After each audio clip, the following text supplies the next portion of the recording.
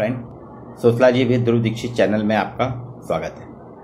आज आपके साथ मैं एक बहुत महत्वपूर्ण विषय पर चर्चा करूंगा। हालांकि ये खेल जगत से जुड़ा हुआ समाचार है, लेकिन इस खेल जगत में समाजशास्त्री पहलू जो मैंने देखा है, हिंदुस्तान टाइम्स मुंबई की एक रिपोर्ट है, उसके आधार बना के मैंने इसको बनाया है। 16 जुलाई को हिंदुस्तान टाइम्स मुंबई ने एक कवरेज की है। जी हाँ, टोक्यो ओलंपिक 2020 हो रहा है 21 में।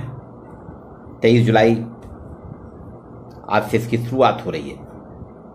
एक भव्य ग्रैंड उसमें ओपनिंग हो रही है, और ये अनूठा इसलिए भी है क्योंकि अभी भी कोविड-19 का खतरा है, और इसलिए पिछले साल ये हुआ नहीं, स्थगित करना पड़ा, और 2021 में इसका आयोजन टोक्यो कर रहा है। टोक्यो ने बहुत पैसा खर्च किया है, जापान सरकार ने, और पूरे विश्व के सर्वश्रेष्ठ एथलीट जो कि 4 साल से इंतजार कर रहे थे, अब यहाँ आ रहे हैं।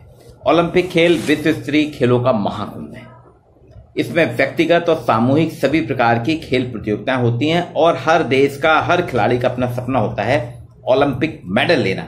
और इसमें एक चीज और भी महत्वपूर्ण है, खिलाड़ी मेडल तो लेना चाहते हैं, लेकिन उनके लिए सबसे बड़ी प्रतिष्ठा की बात होती है कि विक्ट्री स्टैंड पे जब खड़े होते हैं तो उस देश का झंडा और उस देश की राष्ट्रधुन, तो उनको रहता है कि मेरे कारण आज मैंने अपने देश के लिए इतना बलिदान किया कि राष्ट्रधुन और राष्ट्रीय ध्वज चढ़ाया। भारत ने हॉकी में स्वर्ण पदक लिए हैं, और शूटिंग में पिछली बार हम चूक गए थे टेनिस में। इस बार आधुनिक खेल महाकुंभ है, जो इसकी शुरुआत सर्वप्रथम 1896 में एथेंस में हुई थी। पेरे दी कुबर्तन ने इसकी शुरुआत की थी, और 1896 से चलते चलते आज 2021 आ गया। 2020 ही अपन ले टोक्यो 2020, लेकिन इसमें आपने देखा होगा जेंडर इक्वलिटी के लिए आज भी संघर्ष हो रहा है। यही समाजशास्त्री पहलू की मैं बात कर रहा हूं आपसे, जो मैंने कहा ना कि समाजशास्त्री दृष्टिकोण से यहां मैंने देखा एक रिपोर्ट पे, हिंदुस्तान टाइम्स में एक रिपोर्ट थी, हिंदुस्तान टाइम्स मुंबई का जो है, इसमें रिपोर्ट थी अभिषेक रॉय एंड ऋत्विक मेहता की। ऋत्विक मेहता और अभिषेक राय ने एक रिपोर्ट डाली थी। ये हिंदुस्तान टाइम्स जो ओलंपिक ट्रैकर दे रहा था, उसमें उसने ये चर्चा की थी। उसी उनकी चर्चा को मैंने थोड़ा आगे बढ़ा रहा हूं। स्ट्रगल फॉर जेंडर इक्वलिटी, मतलब जेंडर इक्वलिटी, लिंग समानता के लिए ओलंपिक में सतत रूप से स्ट्रगल चल रहा है, संघर्ष चल रहा है। 1896 में 0% था, महिलाओं की भागीदारी 0% थी, और आज 2020 में 48.8% महिलाओं की भागीदारी है। अभी भी 50% से पीछे हैं, लेकिन ये 1896 से महिलाओं को भाग लेने का मौका नहीं मिलेगा, लेकिन लगभग 100 साल होते होते 1992 ओलंपिक में पहली बार पुरुषों की तुलना में आधी संख्या महिला प्रतिभागियों की थी। नहीं तो इसके पहले बहुत कम संख्या होती थी। 1896 में जो स्टैटिस्टिक्स दिया है मैं दूंगा। 1896 में 43 पुरुष थे और 0 महिलाएं थी। 1993 पुरुष, 2 महिलाएं। 1900 में सिर्फ 2 महिलाओं ने भाग लिया था, और ये संख्या डबल डिजिट यानी 10 में आते आते 1924 हो गया। 1924 में 116 पुरुष थे। ये भी ट्रिपल संख्या हुई उनकी, क्योंकि 1912 में 5 महिलाएं थी और 97 पुरुष थे। 1920 ओलंपिक में 146 पुरुष थे। ये ट्रिपल में हुए 3 संख्या सैकड़े में पहुंची, और पुरुषों की तुलना में महिलाओं की संख्या 2.5 अंक 10 पे पहुंची।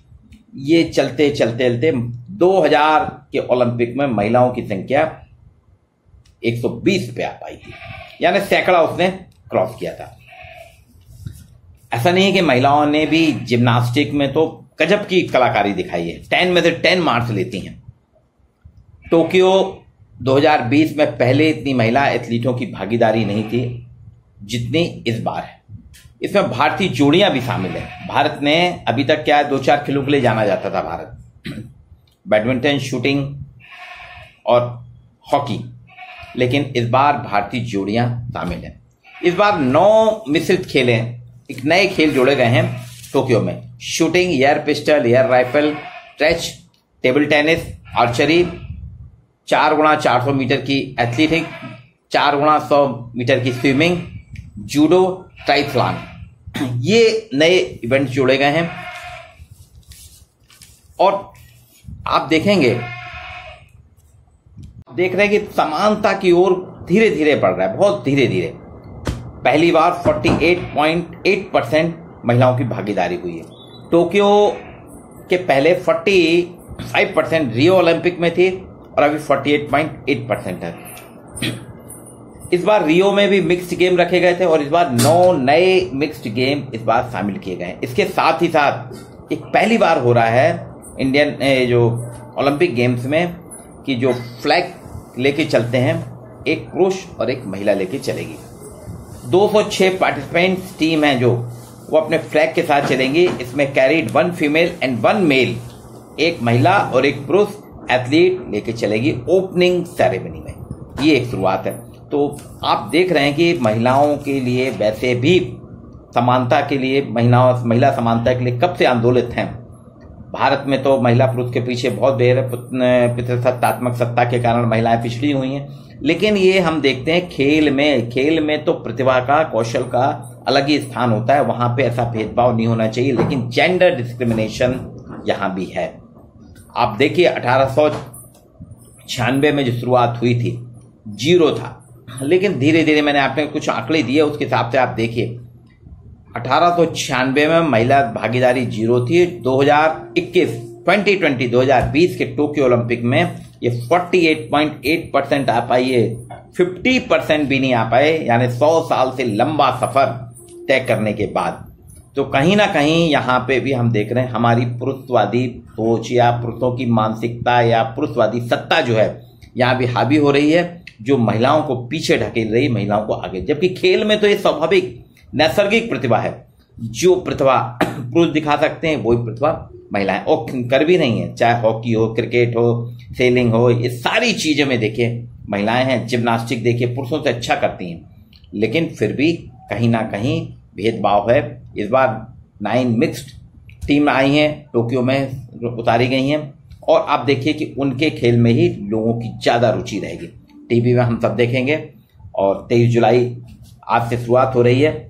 हम सभी देखते हैं कि और तो कोशिश करें हम समाज में ये मानसिकता बदल ही जाए कि जेंडर डिस्क्रिमिनेशन जो है, लैंगिक भेदभाव जो है, जिसके लिए ओलंपिक जैसे में स्ट्रगल कर रही हैं महिलाएं, कम से कम खेल प्रतिभा में तो जेंडर इक्वालिटी आना ही चाहिए, लैंगिक समानता आना चाहिए। लैंगिक भेदभाव के लिए जो संघर्ष है मिटाने का, वो यहाँ खत्म होना चाहिए।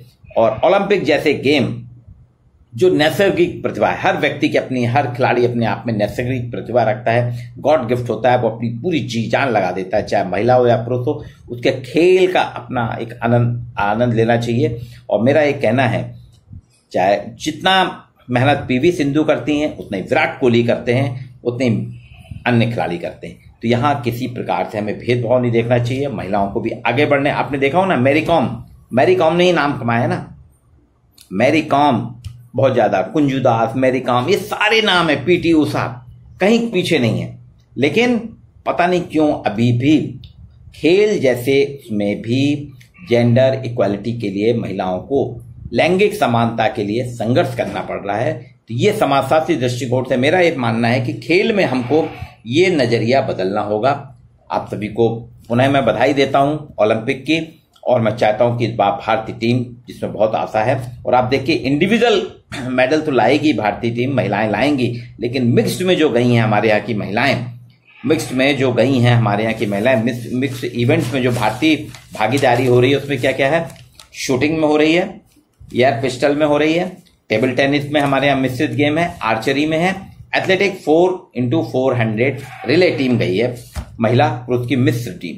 तो इसमें जरूर हमको मेडल मिलेगा, भारत का नाम रोशन होगा, तिरंगा फैलेगा, राष्ट्रीय गान हमारा बजेगा, जन गण मन, इसमें हमको सुनने को मिलेगा। खाली ओपनिंग नहीं, इवेंट्स में मेडल टैली में भी भारत का नाम इस बार आएगा। और अगले ओलंपिक आते आते ये भेदभाव कम होना चाहिए, बराबर की समान भागीदारी होना चाहिए। जो स्ट्रगल हो रहा है जेंडर का वो समाप्त होना चाहिए।